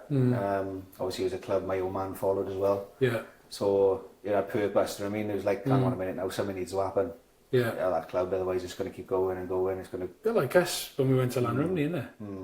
People couldn't believe where we were going. People were like, you fucking tier 7 or whatever it was. Like, we'd always said, don't we? Like I'd always said, going away and playing all over South Wales and coaching and exactly that. Had it not been Llanrumney, there was zero chance would I have played for anybody else. Even contemplated it, it just wouldn't have happened. Yeah, I think it gets to a point like it's got to mean something as well, not just being involved for the sake of it. As I know what you mean, because obviously I'm not from Pencoed where I coach now or anything else, but like there's one or two clubs in my own mind. I'm thinking if the stars ever aligned, you know, and that was the case. It would mean something to me. Yeah, and they got relegated, and I think the man just stepped down straight away. Yeah, and I had a message off Rihanna on Facebook saying would he be interested in a conversation. Yeah, and that was that. Yeah. So first season's gone pretty well. 2 trophies is pretty well. What's the plan then? Got to be to win it, surely. To have that momentum. Yeah, I mean the size of the club, the following you can get if you start doing well again. Yeah, I think once you get used to winning things, I think that's the biggest part. You know, it makes you hungry for more. Yeah. You know, the fans have started coming back in, or supporters are coming back in numbers now, which was a big target of ours. You know, when we set our plan when we first came in. Yeah. It was to get the fan base back, and put the club back on the map again for the right reasons. You know.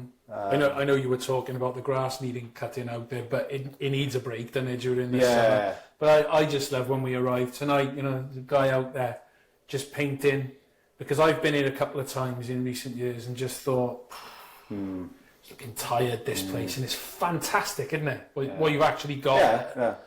Just think, you know, if it could just start winning again, bit of following. Well, that was my wish, mate, in the summer now. You know what I mean? Obviously, we've won stuff. I imagine the club had prize money. Yeah. And I was just like, look, put it all back in. Put it all back into the club and, you know, spend money on the pitch and the goals and have a bit of a facelift around here and just get a place, nice place to come again, you know? Yeah, definitely. I said over the years, it's coming here and you're like, do you know what I mean? It's sad when you, from our generation, that you've seen it. That's it. Yeah. I think Rod was the first to see it. He played a youth game here years ago. Do you know what I mean? That was a long time ago. You know, that was even before, you know, so you would have been about 15, 16 at the time, but it was certainly before I ever came here. And, you know, obviously I know that stand wasn't there at the time, but it just felt like one of those clubs that was always growing. Yeah. So it's even down the old school bit of it. I remember the one thing I remember from playing it was the dressing rooms being under the stand and the old thing there of out hearing people in the stand as that old mentality. You don't see many of them anymore. I don't know what, but I think that's why a lot of people sort of faded away over the years. People used to come and watch is probably because they couldn't see it the way it was. Yeah. And the way it was going. I know what that's like. I've been to Old Trafford recently. Yeah. Let alone what's going on the pitch. Jesus Christ. I think my son lives there. I think it's like there's a couple of outdoor 5-a-side courts now, and apart from that, it's exactly the same as it was 20 years ago. Going there is depressing. So we've had a few questions on Twitter. I don't know if you saw them all, but we'll run through them.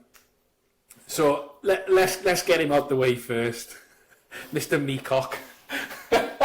So, good mate of yours, obviously, but knowing Mr. Meacock as we do, he's always going to get on the wind-up, isn't he? Yeah. So what's the biggest team in Port Talbot?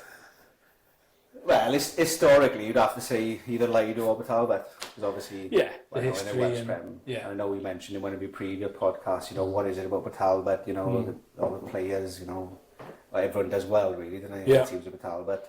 But don't forget, it's always been like that. Even when I was a kid, there was just Talbot and Lido were in the Welsh Prem, going to Europe and what have you. Obviously, Ferry up and coming. You know, if you ask me, current day now, Ferry are probably the biggest team, aren't they? Yeah. Well, it's just outside Talbot and East Talbot. It is cyclical, though, isn't it? You know, when you think about that Goytre team, so you've got Goytre that got relegated last year, Aberdare are now one division above Parks football. Dennis Powys the year before, they're now in tier 5 or 6, whatever the championship is, 5, tier 5. But, you know, AFC Porth are gone. Line Ronda, gone. So it is a bit cyclical sometimes, isn't it? Do you know what I mean? But, yeah, it's always a cycle. And I mean, I suppose really when teams are coming towards an end, like use Dean Morris's Tom Pentra team, for example, obviously they'd won 5 on the bounce and what have you, and they're coming towards an end. But I always think what the club should be doing is go and get the next best youth team around, so to prepare for the next phase. Taftswell have always done that well. Actually. Yeah, they have. That's Taftswell have always brought young players through. That's why they've always been in the Cymru South, really. Yeah. But obviously, losing their academy now, which is I don't agree with it. And obviously they've been made to suffer for that now, because they haven't got that stream of players coming through. Yeah, which is what they were scared of at the time, you know. They're going to be, that's where they joy come from, isn't it? So what we say, we're going to go with Port Talbot or Lido just purely because of the history. Historically, yeah. I probably would have said the same, so I'll back you up. That's generally what you class a big club as. Yeah. What was he like in the dressing room, Meacock? What a big wind-up merchant with opponents. I always used to laugh at him. I used to find him funny. Yeah. But not the most liked man by opponents, was he? Oh, God, no. Tell a story, actually. So going back to that Tom Pentra game against Goytre, right. Trying to play for Ton now against Goytre. Didn't know him from Adam. So first thing he said to me when I got near him is, "See your shin pads you got on? I'm going to snap him in half." That's the first thing he ever said to me. Yeah. And obviously now we're good mates. Yeah. Do you know what I mean? So we went to play with him and spent many years with him. But exactly like Dean Morris. It's just like you'd love to play with him, but you'd hate to play against him. Yeah. And going back to them two, fucking the rivalry they had on the pitch. Just like... You might not remember it, but at one point, Jason Cowan joined you at Goytre, didn't he? Now, him and Meacock, neither of them are going to give an inch, are they? No. And I think, I only know this third hand, right? But didn't they get into a bit of a battle of who was going to do the maddest thing to each other in the changing room? It involved like stuff in bags. And the thing is, neither of them are going to back down. No, exactly. Yeah. Like, it was never going to end well. One-upmanship all the time. Pissing on people's fucking razors and stuff, and just shitting in shoes and stuff. I'm sure, I can't remember who did it. Is this a rugby change? Paul Gascoigne. One of them opened a box of maggots and put it in the other one's bag. So I don't know if that was John or whether it was Jason. But yeah, like I just, when I was hearing about it at the time, I was thinking, that could end up with like stabbing or something. Because neither of them are going to give an inch. But you know what though, we had a couple of them, we had Stevie Cornedy and... I was going to ask you about Steve as well, actually. What was he like to have on your team? Because he was another one, you wouldn't want to face him. Oh, exactly. But he'd run through brick walls, he'd look after you, you know what I mean? He'd, and he was a decent player as well. Yeah, he was. I always remember him being left out one game. Cookie left him out, and he got in the change room, took her right, and they needed to burn off that energy. So he's gone for a fucking 5-mile run up Goytre Lane towards my stag and back. Come back, obviously, by whatever time it was, and gone on in the second half. Yeah. That's how much he needed to get. That's how much energy he had and how much he needed to get. That doesn't surprise me though, because he was in your face. He was. He didn't give you an inch. You think we had Buster, Shed, Meacock, Dale Price, Chimpy was there, was a massive wind. Dale Price, Christ alive, what a player he was. And during the cup final, where we played you, he pulled his hamstring. Right, there's about 20 minutes left, and Cookie was stood right next to me, and they've gone, "Oh, Dale's hamstring," and Cookie's just gone, "Fuck him, let him run it off." So annoyed, he was 2-1 down. That's the way it was, wasn't it? Fuck him, run hamstring off. And I'm thinking, leave him on, Cookie, he can't move. But him and Chimpy, they would see a pass without even looking. On half turn, and I'd be an on goal. I mean, but they were like, they'd be winding everyone up, and you speak to players now like who used to play against us, back in the day, and they just say we're fucking terrified of coming down there. Yeah. But I mean, what we want to face. Do you remember the year we finished second to you with Dennis Powers? You came down to us in the cup, the murder after the game with supporters and all sorts of stuff. You probably run in the changing room like normal, do you? They put us out 3-2. There was absolute murder after the game. So, like Dinis supporters and Leacock's in the middle and on Connaughty and Anthony L back and all of this. You know, Dinis, this little quiet village club, kick right off. It like backs onto a bowls club, and they must be looking through the fence going, what the fuck is going on there? But you know what? That's the way it was back then. That rivalry, everyone hated each other. Do you know what I mean? This is what I mean now. You know, as it got a bit nice now, football. Do you know what I mean? And might have done. Might have done. So you said, I suppose, it's the thing now. You see a lot of players will have a chat. It's not like you said there, I'm going to snap your fucking chin. It's like, oh, we've been on all day. That's a nice tattoo. It's like, so a Twitter account that I've become aware of lately. So Newport City Hate Watch wants to know what's the best player you've managed. I take my current team out of it because it's obviously not fair. But I'd have to go with Joe Clark. Fair play. Unbelievable player, could do everything. Yeah, it doesn't surprise me too much. Good lad off a pitch as well. Passing long and short, great in the air. Yeah. Play centre half, centre mid, play higher up as well. Yeah. Could do everything. Successful as well. Exactly like me though. Clarky would play, he'd do his ankle, and he'd be on Tuesday. strap and play. Like that. Ankle like that, and he'd be playing on the Saturday just because he wanted to play football. Yeah, I know what you mean. He's just retired now. He just retired at, I think he's 33, fit as a fiddle. But everything just keeps breaking. Just can't run because of ankle. But top player. What's the best goal you scored? James Radford sent down in. Got to be that one in there against Lido to win the league. Best goal? As in most important or what? Your most important, you've just answered. I would have been surprised if you didn't say that one. Just purely because it was last minute to win the league at the Lido and all that. But what about best?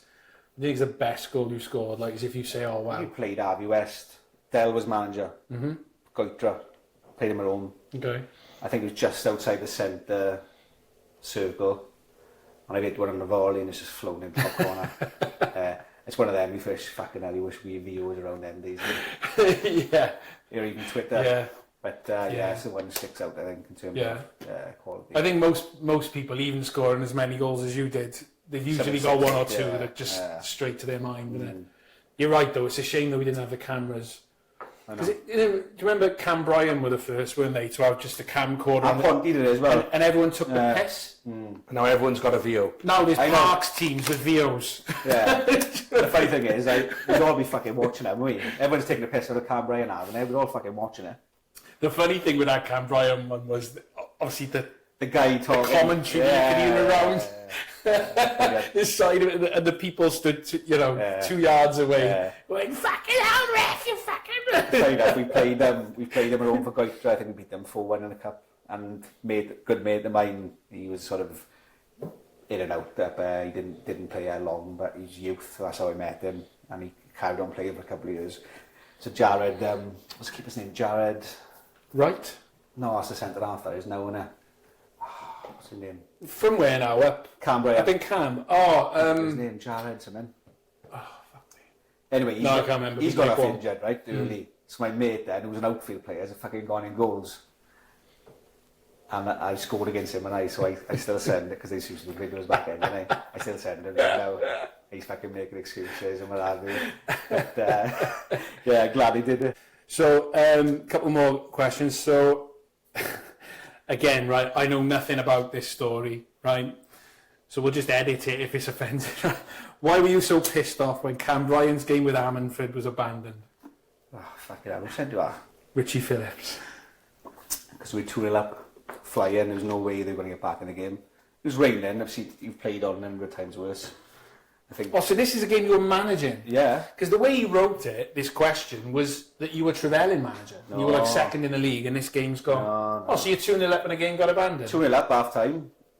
You know, it was comfortable in there, we're going to get back in it. It was a Tuesday night, obviously. I hadn't travelled far, but obviously the Cam boys had. Yeah. And comfortable, and it was pissing down, but it was playable, mate. I think it was off the rain, was it? They'd got in, had a mode the referee, and he's bored it. He said, "I'm not going to continue." And I've kicked off, and he's had to sort of tell me to. So they're just trying to wind you up there, then. Because I thought you must be a manager of someone else and all I this. think it's obvious. So it was when Cameron. I don't know. We're 2-0 up. What a stupid question, then. Come on, Rich, you're better than that. So we've had to go back down then. I think it was midweek again, and I think we've drawn then. But I mean, it's like typical. Yeah. Do you know what I mean? Yeah, it is wrong when that happens. Yeah. But I hate doing that. But you know, on the other hand, if you're 2-0 down half time and you're going to sort of play It's that funny, card, we went to Llanelli. Who were we with, Rod? Porth or Lamwer and Porth? I got sent off. shock. What did you get sent off for? I was offensive to the linesman. No, what? If you, yeah, I was. But no, that was the way. It was never. It was not playable when we arrived. Right? We said it's 0-0, right? And after about 25 minutes, Nyren got injured. Nyren Bird. Yeah. And I went on. And I went to the ref. It's still 0-0. I said, call it off now. Right? Call it off now. No one's going to work. 0-0. No one's going to work. This pitch ain't playable. Right? Well, stable. Yeah. It was and terrible. I'm telling you now, Oh, it was terrible. Was, right? It was off. And by the way, we haven't gone there with a scratch side. We'll happily be playing. Like, and it's, as you say, 0-0 after 20, 25 minutes, whatever it was. But it's just like, no. And then it went on. And I think they scored. They scored. The problem we had, they scored just for half time, and then they scored. So half time comes and it's still chucking down, and we've got out, and we're like, ref, it's even fucking worse, mind, right? And it's still battering down. And you can tell the ref's thinking about it, and they've gone goal, 46, 47 minutes. And now he's thinking, I can't call it off now. I've gone mental. Completely lost the plot. It was a of the farce. linesman. Of course, it's our friend Mr. Walters, refereeing as well, came over, and I was just like, are you having a laugh? But of course, it's one of those that I used to get away with. Red card, can't send me off on a physio. Red card, can't send me off on the physio. Go in the stand. I'm still a physio, I'm still coming on the pitch. Can't go in the stand at Stebo, it's about half a mile away, isn't it? Is that the rule back then? Because you can't know, can you? Send a physio. I don't know, I have no idea. Yeah, that was the rule back then. You used to just laugh and go, Load of "Can't crap send me off." anyway, isn't it? Someone's broke his leg. Can't come on, mate. If that was the case back in the day, I just would have spent the whole time with my first aid bag in my hand. I would have saved myself thousands of pounds. Tell you the best example of that. I got sent off when I was at STM, so I was in the stand and I was banned on the 3G pitch. It's when Will Summers smashed his head on the fence. I'm stood off in the stand. Will's hit his head on the fence, head split open, pissing with blood. Referee, Rod, come on. I'm like, I'm not even late. No, come on, quick, hurry up. All right, fair enough. So we've got one more Twitter question for you as well. So SWPL predictions, good Twitter account, man. Have you seen it since you've been in the league? Yeah, probably. Lots of coverage of just South Wales, Alliance League stuff like that. So what's your prediction for the upcoming season in the Premier? I think it's tougher again, isn't it? It was tough last year. I think it's going to be even tougher again now. Obviously, the two teams. Who do you think the Flyers will be? There's, for me, I won't name the clubs because it's disrespectful. Yeah. There's a few that have got question marks around them in terms of what's going to happen this summer. Are they going to become quite strong again, or is the arse going to fall out of it? Because that's the tragedy I find in this league. There's always one or two that the arse just falls out of them one summer, and you're like, what has happened to them? There's question marks around a few in there, but there's also a suggestion. I think that there's some strong sides going to be around as well. I think 8 or 9 will fancy promotion, but they really do. And like I said, it's tough. We found it really tough for the first 3 or 4 months. What we found most tough about it is we hated it. Obviously, the boys are used to playing higher, so we're coming down. No linesman. Obviously the referees are sort of Welsh League referees now. Sort of most of them are coming towards the end of their careers as well. Some of them. Yeah, and it's. I'll take them. Yeah, and it's obviously tough for them, but I'll take those boys any day of the week over the ones in cycling shorts coming up the other way. Any day of the week. But I just remember watching a few games earlier on and thinking anything could happen here. Yeah, anything could happen. Yeah. Do you know what I mean? So I just sort of said to the boys at Christmas time, if we're going to do well in this league, we need to start enjoying it and not hating it. Yeah. And obviously then that's when we kicked on, but unfortunately, Airport and Caerphilly. Yeah, I mean that's the reality. I think in the league that you're in now is like you can maybe lose 3 times if you want to be in, if you want to win it. Yeah, exactly. Like that's it. Yeah. I think Airport lost 2, drew 2. Somehow, yeah. That's They were very good though. For that league, they were very good. That's unbelievable. Yeah, they were a very good team. But how have you found like the differences in sort of playing styles and that from maybe a league? Yeah, I think I came into it a bit naive, you know, wanted to play football. Did you really? You surprised me because when we played you twice last year, that isn't something I would criticise you for. I would say you haven't seen the episodes yet, but when we were down here with Stanton the other week, I said I just liked the way that you approach the game. That you didn't give the impression that you know, we've all dropped down, we'll have champagne. That isn't our. That's one thing I didn't want. Maybe it's because we played you not early in the season. Do you know what I mean? We never got the impression that you were trusting the process or anything like that. You know what I mean? You know, that's the last thing I want, you know, to come across as, you know, us being big time because we're anything but, you know. Yeah. And that comes from the players you bring in as well, mind. Yeah. You know, your boys can take instruction, can't they? Because I obviously watched you in the semi-final when you beat Splot 6, was it? 6 or something like that. And remember, you know, your Port Talbot, their Splot, who weren't even a club 5 years ago or whatever it was. And you've allowed them to have it because you've identified that's the way to get your joy. Yeah. And like, it'd be very easy for you to go, we're on a 3G, big crowd, you had loads of fans there, so did they, and just go, we'll outplay them. Yeah. You completely outthought them, and then the players outplayed them that day. Yeah. And you know, so you never came across it like that at all to me. So I'm surprised you say that you sort of, maybe you were trying to play too much football. Yeah, I wouldn't say total football, but you know, there's a time and a place in there. You know, it's not necessary. You're not going to play the same way in August at home that you do in January away from home. You know? Yeah. So it's just about finding the balance, I think, and it's so we got available as well, mate. You know, you might have 4 or 5 minutes in, and you've completely got to change the way you play. Yeah. And I always give the opponent a bit of respect as well. Yeah. To do homework on them and know where you're going to play, and make sure the boys are aware of that as well. Like, I mean, I think that's important. There's a few philosophies out there in this league. Did you come across them last year where you're just thinking, well, that might be for your philosophy, but you're fucking 4-0 down, like. Yeah. You know what I mean? I can't remember who they were, but a couple of teams we played last year, and they're sort of attacking my team. And I just glanced by there at the halfway line. There's only one back. If we win this ball, it's 3v1, Mike. You know, just things like that, because there's obviously some sort of high philosophy that that's my favourite shout in tier 4, that is press. You're going to press the ball for 90 minutes, are you, when you were in the pub last night? And there's only 2 of them go in, all the other fucking 9 behind the ball. But it's, I always use it to when in Rome, you know. It's, every game is different to the next one. Where you're playing, who you're playing. We've got playing, but there's no easy games there. Like you said, the homework is massive. Yeah. It is massive in identifying. Respect as well, isn't it? Yeah, of course it is. It's you know, I remember Splot saying, you know, we're playing all the football boys, you know, they don't fancy it, and we're 4-0 up boys. You know what I mean? We used to love that when we went to Llanrumney. You know, there were a couple of sides from our area, we shall say, that were the same, and they were like, we're playing all the football, you know, and they used to, that's where Dr. Hoofball comes from. Hoofball and all that. Fucking 7-0. Scored 4 corners. Right, we played on one of them walked off during the game. He was so angry. Hoof. You know, we're funny enough. We've gone and had a look at our defence set pieces, and funny enough, that's how we've scored 4 goals. Because you know you're not in the pockets. I think most managers, or a lot of managers, ideally would want to play great football and win every week. Love to, yeah. You know, that's the dream, isn't it? Well, we've had in our time, we've had Lamwern, now Newport City, and STM Sports. Lovely to watch. Great, and both successful teams. Yeah. But we've also shoved it down a channel across the Caelian and Cymru Celtic. Do you know what I mean? Because those are the lads we had.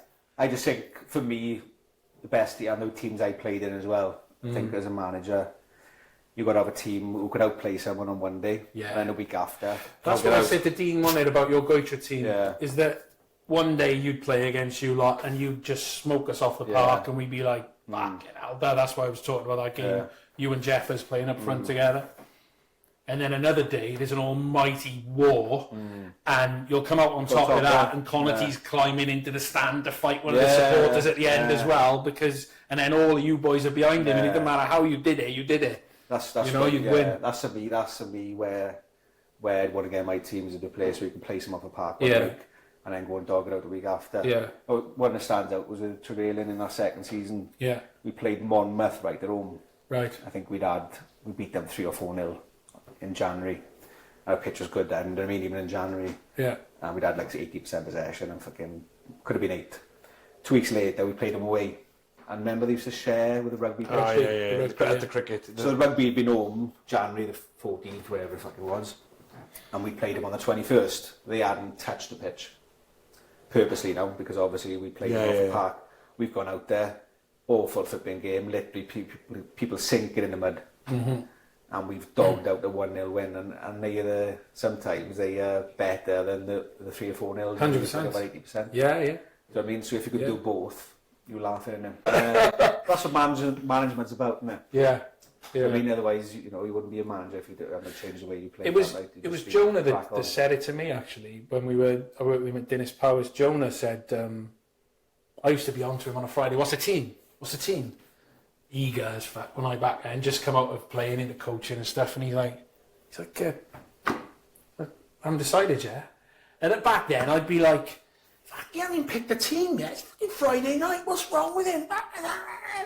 Probably just didn't want to tell you. But what with Jonah was great though. Over the years, he'd always explain stuff to me, man. And and we were away across the Ceiliog, and he went out and he looked at the pitch and he went like that. And he went, "I'll tell you the team now." I was like, "Well, why didn't you fucking tell me last night?" Or when we got in, he said, "Well, I wanted to have a little look and I just wanted to feel it." Like that. And he went, "So I'm going with this and that." Because I think the pitch is a bit heavy today. I was just like, yeah. He was great. I only worked with Jonah for 9 months, but he was great for me. Little lessons like that. The other one that always sticks out, and I'm still like it today.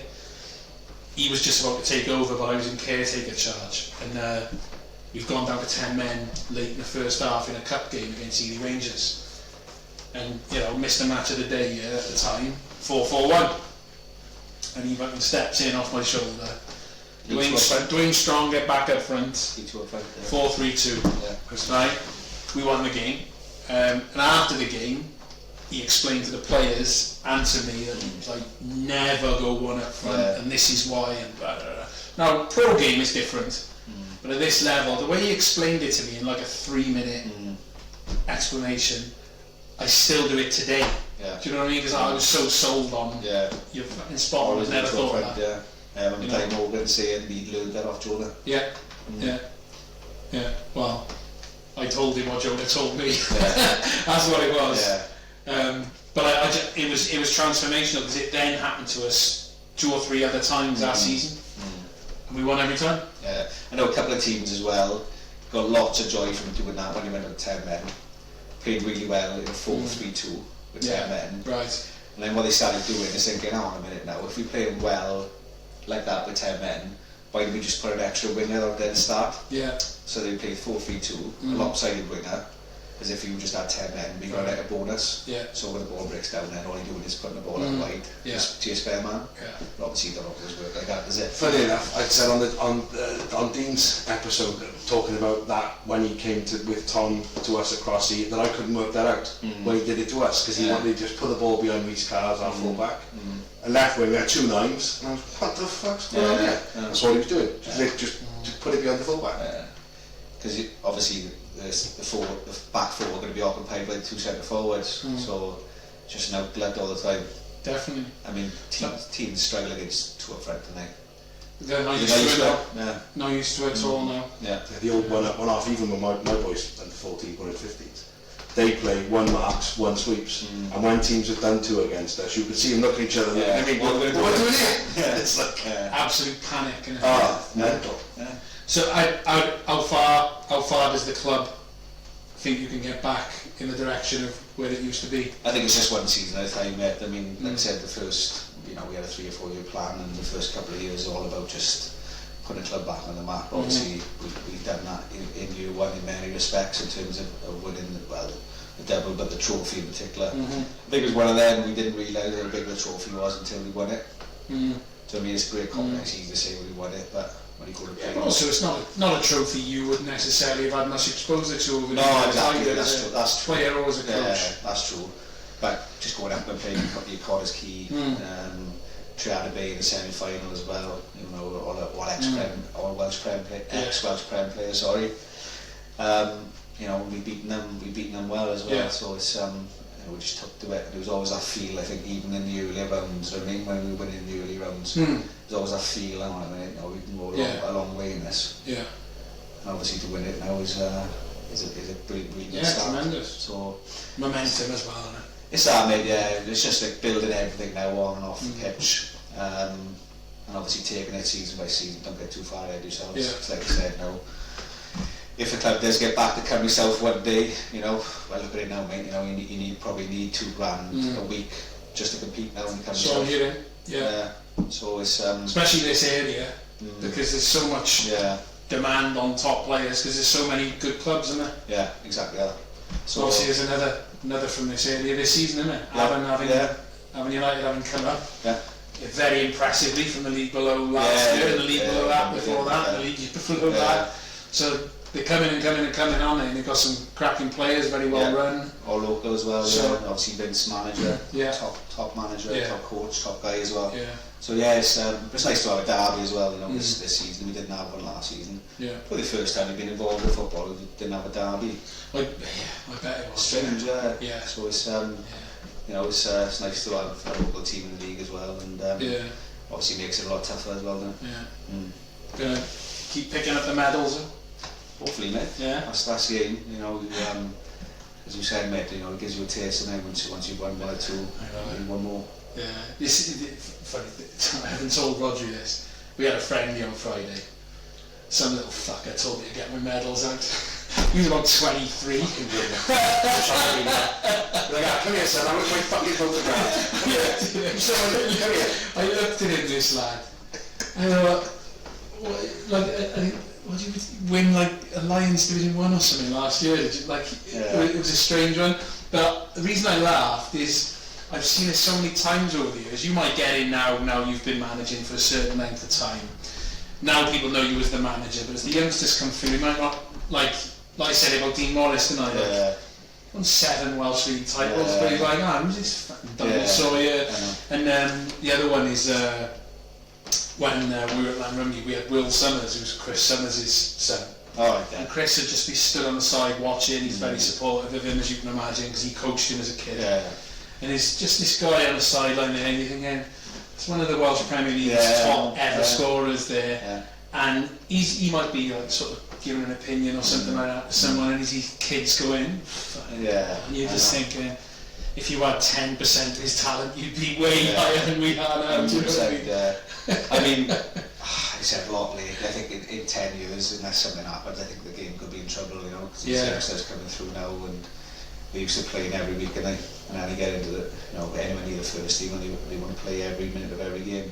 And not just be a part of it like we did. You know? I said last week to talk to Stance is that, like, even now, like, young goalkeepers coming through, you don't see many. Two things you don't see much of now. You don't see an old school 9, and you don't see an old school goalkeeper who just wants to come, catch a ball, put a ball down, kick it down there, or someone has a shot, there's a save. Can't come for crosses. You watch warm-ups now, even the international ones. I sit there with my boy, you watch a warm-up, and it's 15 minutes of pass it to the keeper who knocks it there and pings it there, and you're thinking, kick it a bit. Just kick it a bit. Use your hands, kick it a bit. It's a good point you make, actually. I clipped up a few things from the first 2 episodes for someone because of the exact point you were making, is that in their club with their youth, they're having that exact issue. There was a lad of 17 that refused to go on for the first team at a club in a friendly recently. He said, what's the point, only 15 minutes left? You know, obviously name the club or anything like that, that'd be disrespectful, but that to me, you know, so what he wanted was, look, this is what sort of managers and people that have been managers and coaches are sort of saying about kids of your age at the moment, and you know, that's just another example. There's no this sort of group now coming towards the end of their careers, the old school ones, if you like. I just hope that these youngsters are learning things off of, just taking bits off and just so they carry that through. But I have the same hope. I don't see it happening in front of my eyes though. Do you know we obviously bring it to a close, but this is I spotted this about, this is pre-COVID, so it's probably 2018, 2019, and we had a team, Langley, and we had half the team that were like 25 and over, and then the rest of them were 19, 18, something like that. And we go into the clubhouse, so there's two big booths, and this booth here will be the young lot. None of them have had a shower, and I'm quoting here, they think the older guys that shower together are gay. Right? And they're serious. Walking out like with mud still on their face and everything into the bar. There's not a drink in front of them. If there is, it's like a Diet Coke or whatever. And all of them are just sat there like this on the phone. And you go to that booth, no one sat down, they're all stood up even though they're in a booth, they're all watching the football and they've all got a pint of this noise.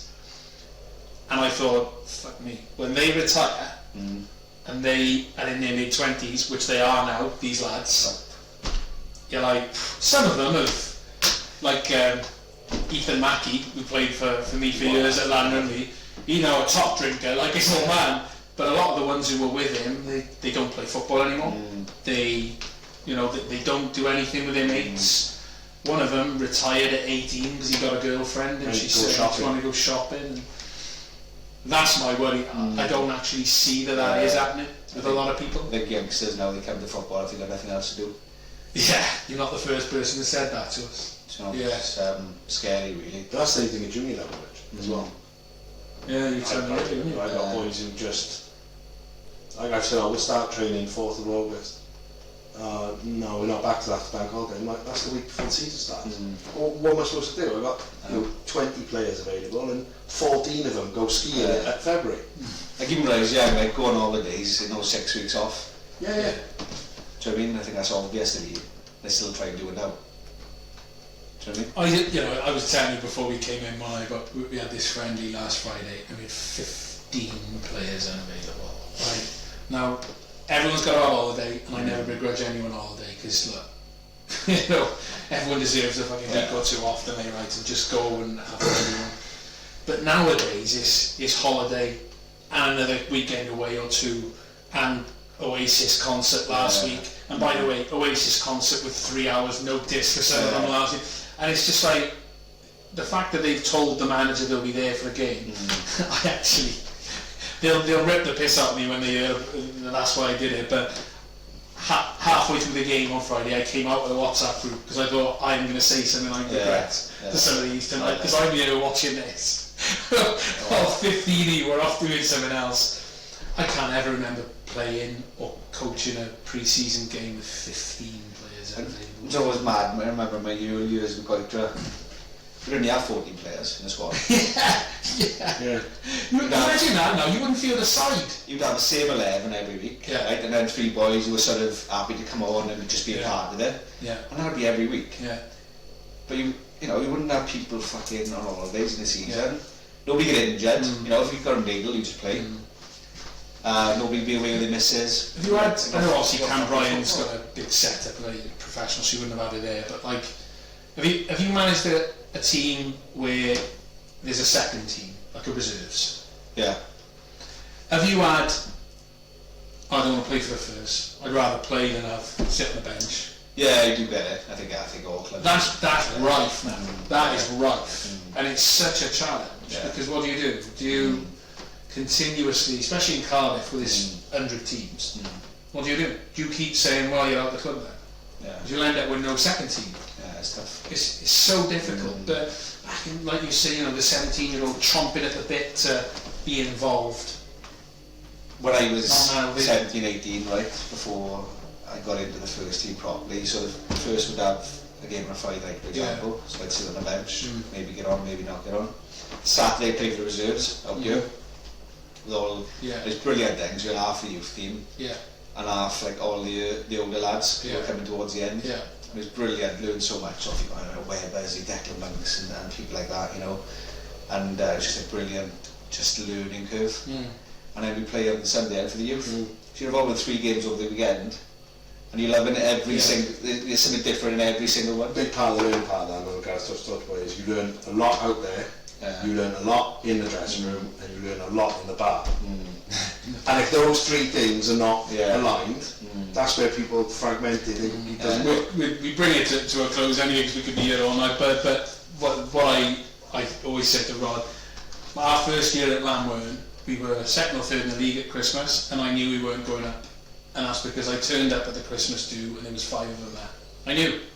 That's not a bunch of guys that are going to go to war together in the second half of the season. I think that comes down to and this is experience as manager. You bring in the right person off the pitch as well. Totally agree. Like, you've got to have that crack off the pitch, and you know, the boys who just come in and they big time and they sort of grab your money wherever and just leave straight after the game. You know, that's not going to work. No, totally. You know, so, and it can't be forced either. It's so that just sort of crack after the game on the pitch and the bar and what have you is it's worth an extra 50 and you've got the season. environment here to do it. You could really get the atmosphere. It's massive having a clubhouse on site. 100%, totally agree. Well, good luck with it. Not in 3 weeks when we're done yet. But apart from that, good luck with it. You know, Thanks, good. I've been coming here for a long time, and like I say, I'm looking over your shoulder again at the first time I ever went, who the f*** is he? And it'd be great to see this club back where I think it belongs, and who better to do it. It'd be great to see you doing it as well. It'd be great. Great journey, mate. Just keep reminding the boys, just don't wish your life away. Keep enjoying the journey. Exactly. Trust the process.